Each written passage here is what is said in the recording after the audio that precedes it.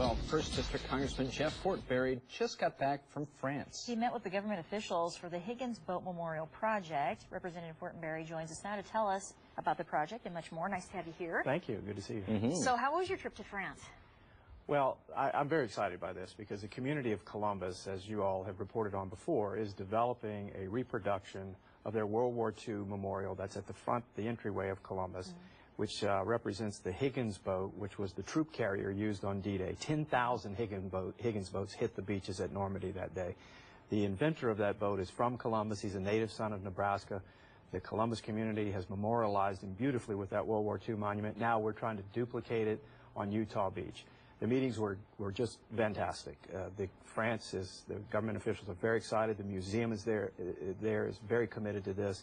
And the boat is actually going to be located in the breach where the American troops stormed Utah Beach and actually broke through German lines first. The breach that's there in the dunes of the sand right there on the beach. So it's going to be an impressive memorial, and it's all due to the really hard work of the citizens of Columbus who are really funding and developing this in a route.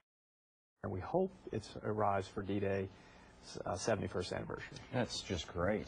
We're looking at some video here, too, that you sent us, and this is from your trip, right? Right. That is the mayor of Saint-Marie-du-Mont, the community that's right next to Utah Beach. That's the breach where the American troops broke through right there.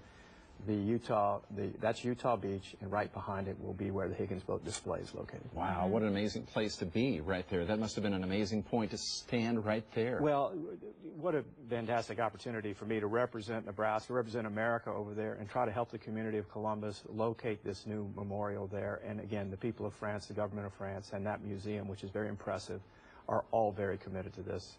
It's going to be a great celebration. You should come. Yeah. June 6th. June 6th. And let's figure out a way to get that done. Yeah, that sounds like a good Great. idea. That's up here in Nebraska, That too. sounds